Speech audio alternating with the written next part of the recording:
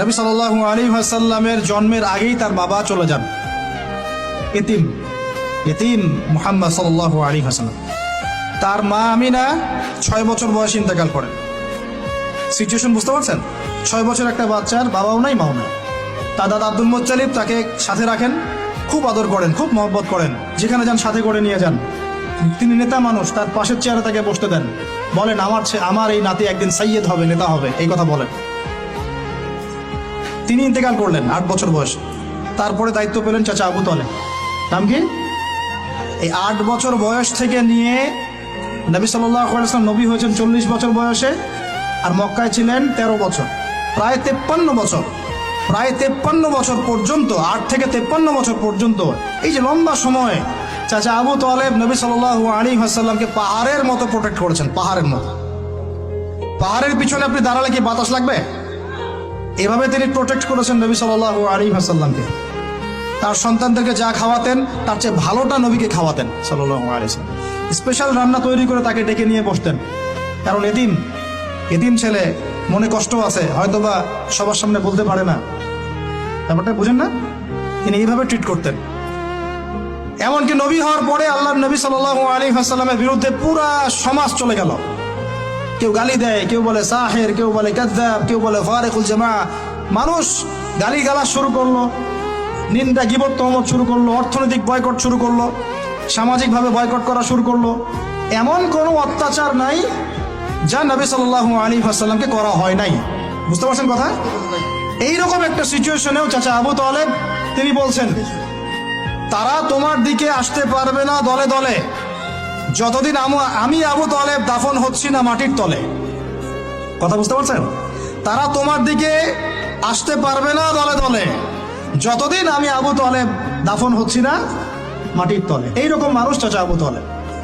মানে আমরা যারা এখানে উপস্থিত আছি, বাংলাদেশে 16 কোটি মুসলমান, সারা বিশ্বের এই যে এত কোটি মুসলমান, তার মধ্যে বেশিরভাগ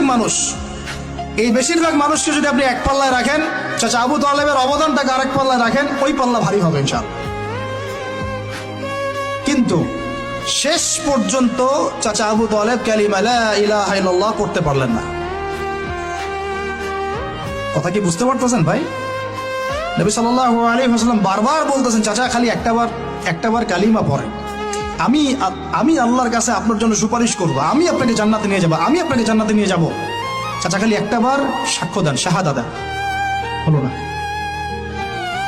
হাদিসের মধ্যে আসছে চাচা আবু তালেবকে জাহান্নামের সবচেয়ে উঁচু স্থানে রাখা হবে, যেখানে তার পায়ের গোড়ালি বা টাকনু পর্যন্ত আগুনে পুড়বে, এতেই তার মগজ টকবক করে ফুটতে থাকবে। নাউযুবিল্লাহ। নবী সাল্লাল্লাহু আলাইহি ওয়াসাল্লাম বলেছেন, আমি যদি না থাকতাম তাহলে আমার চাচাকে আরো নিচে রাখা হতো। এত কিছু করার পরেও ইসলাম কবুল না করার কারণে এই অবস্থা হলো। এখন কি ভাই আমি বুঝতে পারছি যে আল্লাহ পাক যে আমাদেরকে বিনা জিজ্ঞাসাবাদ করেই মুসলিম পরিবারে জন্ম দিয়েছেন, আল্লাহ পাক আমাদের উপর কত রহম করেছেন, আমাদের কত কৃতজ্ঞতা স্বীকার করা উচিত। বিশ্বাস করেন, আমাদের যে সকালবেলা টয়লেট হয় না, ওয়াশরুমে যান, টয়লেট করেন, আলী ইবনে আবি তালেব রাদিয়াল্লাহু আনহু এরকম বাথরুম থেকে বের হয়ে পেটে হাত দিয়ে বলতেন, মানুষ যদি জানতো এই যে শুধু ক্লিয়ার করে টয়লেট হওয়াটা কত বড় নেয়ামত আল্লাহ পাকের, তাহলেও সারা জীবন সেজদায় পড়ে থাকতো। আমরা এগুলো বুঝি না, শ্বাস নেওয়ার নেয়ামত বুঝি না, পানি পান করছি, পানি আল্লাহ পাক দিয়েছেন, এটা নেয়ামত বুঝি না, গরম পানিতে ওযু করে আসলে নেয়ামত বুঝি না, সুস্থ আছি নেয়ামত বুঝি না, প্রত্যেকটা অর্গান ভালো আছে শরীরের নেয়ামত বুঝি না, রক্ত চলতেছে নেয়ামত বুঝি না। আমরা আল্লাহ পাকের নেয়ামতই বুঝি না, শুকরিয়া আদায় করি না। আর ওই যে কালিমা লা ইলাহা ইল্লাল্লাহ আল্লাহ পাক পড়ার তৌফিক দিয়ে মুসলিম বানিয়েছেন, এটা তো মোটেই বুঝি না। কত বড় নেয়ামত আল্লাহ দিয়েছেন আর কত ইহসান আল্লাহ করেছেন। এইটা জাস্ট আজকের লেকচার শুনে বুঝে বাসায় চলে যান, তাহলে ইনশাআল্লাহ আপনার একটা কৃতজ্ঞতাপূর্ণ হৃদয়ের সৃষ্টি হবে, এবং এই হৃদয়টা সৃষ্টি হলে পরে